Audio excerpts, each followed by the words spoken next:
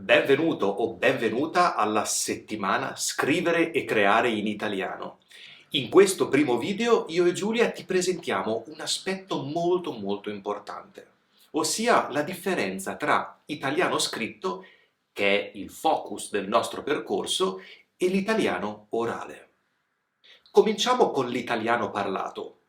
La prima differenza sostanziale e anche la più ovvia è la presenza o assenza di un interlocutore, di un'altra persona. L'italiano parlato ha generalmente un carattere dialogico, perché interagiamo con qualcuno, salvo non si tratti di una conferenza, una lezione o quando parliamo da soli. Questo aspetto dialogico comporta delle conseguenze, come per esempio la presa di turno, le sovrapposizioni, e agli italiani piace così tanto interrompere quando una persona parla. Inoltre, nell'oralità abbiamo poco tempo per riflettere, il discorso non è pianificato e quindi avremo delle frasi e delle costruzioni meno articolate, useremo un numero limitato di congiunzioni e a volte anche un lessico meno accurato. Faremo uso di segnali discorsivi, te li ricordi? Come, dunque, allora, dicevo, ma abbiamo dei grandissimi alleati, soprattutto noi italiani. La gestualità, le espressioni facciali, ma anche tanti aspetti del linguaggio paraverbale, come il tono di voce, la velocità, l'enfasi. L'italiano scritto invece è prevalentemente di tipo monologico, perché non abbiamo il nostro interlocutore davanti, ad eccezione di alcuni particolari tipi di italiano trasmesso, come per esempio la messaggistica oppure la chat. Nell'italiano scritto abbiamo la possibilità di pianificare in maniera più dettagliata quello che vogliamo scrivere, quindi prestando molta più attenzione non solo alle strutture grammaticali, ma anche alla scelta del lessico, soprattutto se si tratta di un testo di tipo formale. Non avendo il supporto di espressioni facciali, di gesti o di elementi paraverbali, come per esempio il tono e la velocità, il nostro testo deve necessariamente essere molto chiaro, non ci devono essere ambiguità. Come ha anticipato Giulia, ci sono forme di italiano trasmesso attraverso dispositivi come il cellulare o il computer che si avvicinano molto all'oralità. Il linguaggio sarà quindi molto più simile a quello parlato e possiamo aiutarci anche con l'uso di icone, faccine, un uso esagerato della punteggiatura.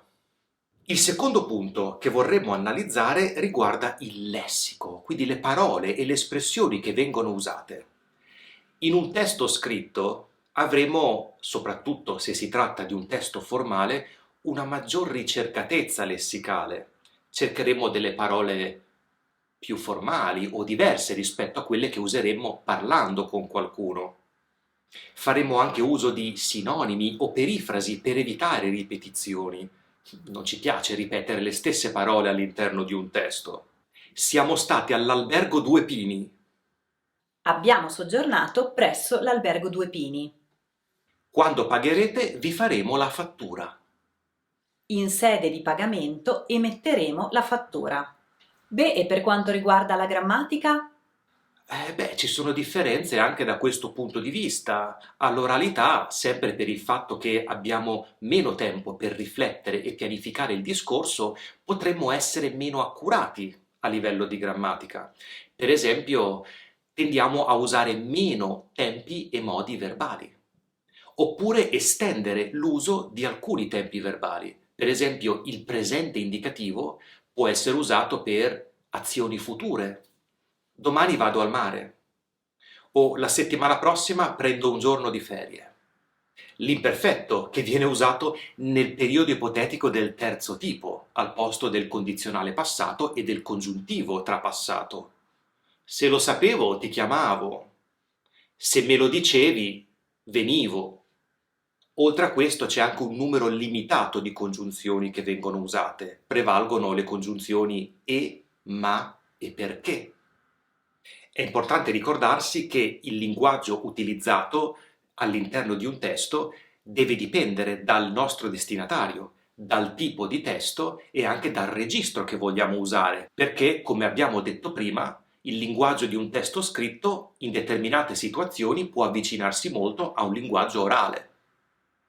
Nel percorso che stiamo preparando ci focalizzeremo su testi scritti sia formali sia informali in contesti che interessano studenti di italiano, come per esempio testi in cui chiediamo informazioni per un corso o per una visita guidata, un reclamo per un disservizio, la prenotazione di una camera d'albergo oppure la recensione di un albergo in cui siamo stati o di un ristorante in cui siamo stati e anche dei testi di tipo informale come delle email ad amici.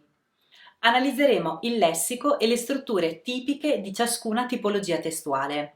Ti aspettiamo nel prossimo video in cui vedremo un altro aspetto importantissimo della comunicazione formale, cioè la forma di cortesia.